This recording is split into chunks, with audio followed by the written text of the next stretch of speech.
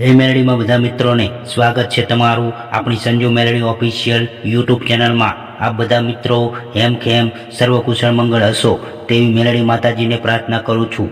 મિત્રો, કામ અટકે છે, ધંધો ચાલે છે પણ બચત થતી નથી, નોકરીમાં તમને પૂરેપૂરો સંતોષ મળતો નથી, ઘરમાં તમને કોઈ કામ કરવા જાઓ પૂરું થવા આવે ત્યારે કામ બગડી જાય છે, તમારા વિકાસમાં કંઈ અટકતું હોય, કંઈક તમને નડતર હોય એવું તમને લાગે છે, ઘરના કોઈ પણ વિકાસમાં, તમારા કોઈ પણ ક્ષેત્રમાં તમે વિકાસ કરવા માંગતા હોય ને એમાં તમે અટકી જાઓ છો, પૂરો થવા આવે અને તમે ચૂકી જાઓ છો। કોઈ પૈસાના લીધે, કોઈ કનડગતના લીધે, કોઈ હેરાન, કોઈ પરેશાન, બધી રીતે તમારે કોઈને કોઈ અણી ચૂકી જાઓ છો અને અણી ચૂક્યા એટલે 100 વર્ષ પછી પણ તમે આગળ વધી ના શકો, પણ તમે નિરાશ થઈ જાઓ, હતાશ થઈ જાઓ અને જો તમારે બગડેલી બાજીને સુધારવી હોય તો તમારા કુળદેવીને રાજી કરવા પડે, તમારા પૂર્વજને રાજી કરવા પડે અને તમારા જીવનમાં કંઈક એવું લક્ષ્ય બનાવવું પડે, કંઈક એવો નિયમ બનાવવો પડે કે જેથી કરીને તમારા કુળદેવી માતાજી તમારું બાવડું ઝાલી અને તમને દુઃખના દરિયામાંથી બહાર કાઢે। મિત્રો, કુળદેવી માતાજીને રીઝવવા માટે, પ્રસન્ન કરવા માટે, રાજી કરવા માટે મેં ચેનલમાં ઘણા બધા વિડીયો બનાવેલા છે, તમે જોજો તો ખ્યાલ આવશે। તમારી કુળદેવી માતાજીને તમારે રાજી કરીને તમે જે કામમાં ફસાયા છો, જે કામ અટકી ગયું છે એના માટે સીધો અને સરળ ઉપાય હું તમને જણાવું છું। બની શકે તો આ વિડીયોને ધ્યાનથી સાંભળજો અને વિડીયોને લાઈક શેર કરી દેજો। મિત્રો, કુળદેવી માતાજીની કૃપા હોય ને તો તમારે કોઈના જોડે હાથ જોડવા ના પડે, કોઈને પગે ના પડવું પડે, પણ એના માટે સીધો અને સરળ ઉપાય તમને બતાવું, તમારું બધું જ કામ થવા લાગશે। જે તમે ઈચ્છો છો અને જે માંગશો એના પહેલાં કામ તમારું થઈ જશે। પણ કુળદેવી માતાજીની કૃપા ક્યારે થાય કે પહેલાં જાગ્યા તે નર પરમ સુખ પદ પામ્યા અને ઊંઘેલા જન્મ ગુમાવ્યા, ચેતન નર સદા સુખી। આ બધી કહેવતો તમે સાંભળી હશે। આ કહેવતોનો અર્થ બધો એ છે કે તમે જેટલું સાત્વિકતા આપણે કરશો એ બધું શુદ્ધ ફળ મળશે। બીજું કે જેવા જેવા ભાવથી માને ભજશો, પ્રભુને ભજશો અને રામને ભજશો એવા ભાવથી તમને ફળ મળશે। જે તમારો ભાવ હશે, જેવી તમારી ભક્તિ હશે, જેવી તમારી સત્યતા હશે, નીતિ હશે, એ પ્રમાણે તમને રામ, તમારા કુળદેવી માતાજી તમને સાચવશે। જો તમે કોઈનું સારું કરશો તો સારું થશે, કોઈનું ઠારશો તો ઠરશો અને કોઈનું બાળશો તો બળીને રાખ થઈ જશો। એટલા માટે ક્યારેય કોઈને નડશો નહીં। બાજુવાળા ગાડી લાયા હોય તો આપણે શું કામ બળતરા કરવી પડે? અરે ભાઈ, તારે પણ કોઈ દિવસ ખરા ટાઈમે કામ આવશે। તો આજુબાજુ વિસ્તારમાં તમારી રહેણી કહેણી, તમારા વાતાવરણમાં તમે ચોખ્ખા રહેજો।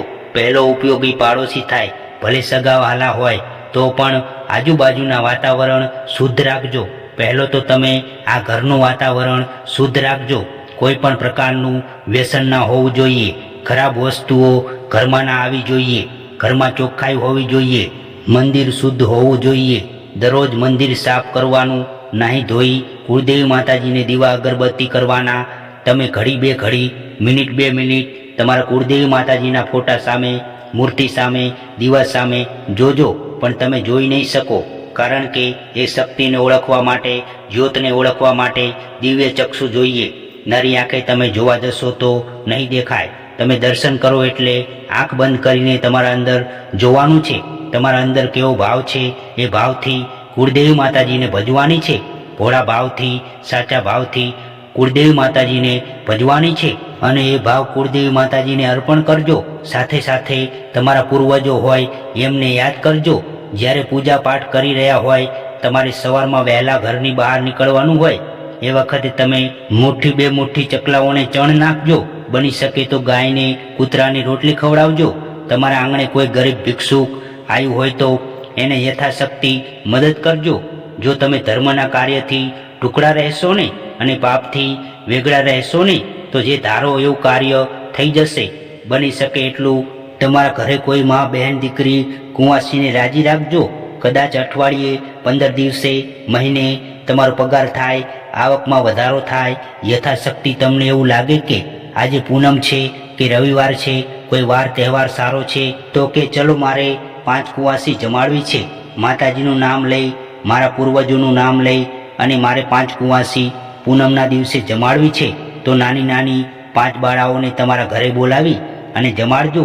યથાશક્તિ તમારું દાન દક્ષિણા, કોઈ ફ્રૂટ છે, કોઈ કેળા છે, સફરજન છે, ચોકલેટ છે એવું ખવડાવજો. ભોજનમાં ખીર બનાવીને રોટલી પૂરી શાક બનાવવાનું યથાશક્તિ જમાડશો તો નાની બાળાઓ રાજી થઈ જશે. દીકરી રાજી થાય એટલે કુળદેવી માતાજીની કૃપા થઈ જાય. કારણ કે બાળક છે ને ભગવાનનું સ્વરૂપ છે, એટલે નાનું બાળક રાજી થાય ને તો તમારા ઉપર કુળદેવી માતાજીની કૃપા વરસી જાય છે. સાથે સાથે ધર્મનું કર્મ કરજો, પણ તમારે જે ભાવ છે, તમારી નીતિ છે, તમારી જે સંગત છે એ કોઈ સારા સાધુની, કોઈ સારા ગુરુદેવની, કોઈ સારા વ્યક્તિત્વની તમે એની સંગત કરજો. કોઈ બિઝનેસમેન હોય, કોઈ વેપારી હોય, કોઈ સારો એવો વ્યક્તિ હોય કે જે તમને સાચી સલાહ આપે, સારા માર્ગે લઈ જાય એવાની સંગત તમે કરજો. તમને કોઈ નફો કરાવે, કોઈ નુકસાનમાં ન લાવે એવાની સંગત કરજો. તમને સાચી સલાહ આપે, સુખમાં તો સુખમાં પણ દુઃખમાં જો તમને સાથ આપે, દુઃખમાં અડીખમ આવીને ઊભો રહે, તમારો મિત્ર, તમારો વફાદાર જે તમે ગણતા હોય એવાની સંગત કરજો. અને સંગત છે ને એ તમને તારે. તમારે જો અમીર બનવું હોય ને તો મહેનત કરવી પડે, પરિશ્રમ કરવો પડે, અને ગરીબ બનવા માટે કોઈ મહેનત કરવી પડતી નથી. એટલા માટે મિત્રો, કુળદેવી માતાજીના જે વેણમાં ઊભા રહેશો, કુળદેવી માતાજી જે કહે એ પ્રમાણે તમે કરશો તો 100% તમારા દુઃખમાંથી તમે બહાર નીકળી જશો. મિત્રો, કુળદેવી માતાજી રાજી ત્યારે થાય કે જ્યારે આ વિડીયોમાં મેં જે કીધું છે એ તમે બધું ધીમે ધીમે કરવા લાગો. તરત તમને ફરક નહીં પડે, પણ ધીમે ધીમે પડશે. તમને આજે વાગ્યું હોય અને ડૉક્ટર પાસે જાઓ તો એ ઘા તરત જ ના મટે, એ ધીમે ધીમે મટે. લેણું ચડી ગયું હોય ને તો લેણાના ધીમે ધીમે હપ્તા કરીને, હપ્તા પૂરા કરી અને લેણું ભરી દેવું પડે. એટલા માટે બધો ફરક પડે, પણ ધીમે ધીમે.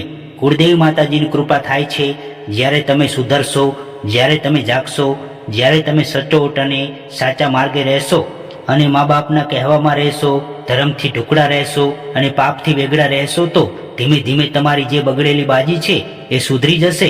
બસ મિત્રો, મારા અનુભવ થકી આ વિડીયો બનાવ્યો છે. જો તમે આ વિડીયો સાંભળ્યો હોય તો તમારા મંતવ્યો, પ્રતિભાવો કોમેન્ટમાં જણાવજો. તો મિત્રો, આ વિડીયો તમે કયા ગામ, તાલુકા, જિલ્લા, શહેરમાંથી જુઓ છો તે કોમેન્ટમાં જરૂર જણાવજો. તો ચાલો મિત્રો, આ વિડીયોમાં આટલું જ. જો વિડીયો તમને ગમ્યો હોય તો વિડીયોને હાઈપ અને લાઈક શેર જરૂરથી કરજો, અને કોમેન્ટ બોક્સમાં સાચી શ્રદ્ધાથી તમારા કુળદેવી માતાજીનું નામ લખી દેજો. અને મિત્રો, તમે આ ચેનલમાં નવા આવ્યા હોય તો સંજુ મેલડી ઓફિશિયલ યુટ્યુબ ચેનલને સબસ્ક્રાઈબ કરવાનું ભૂલતા નહીં. તો ચાલો ફરી મળીશું હવે એક નવા વિડીયો સાથે. ત્યાં સુધી જય મેલડીમાં, જય કુળદેવી માતાજી, જય શ્રી રામ, હર હર મહાદેવ. મિત્રો, આ વિડીયોને લાઈક અને શેર કરવાનું ભૂલતા નહીં.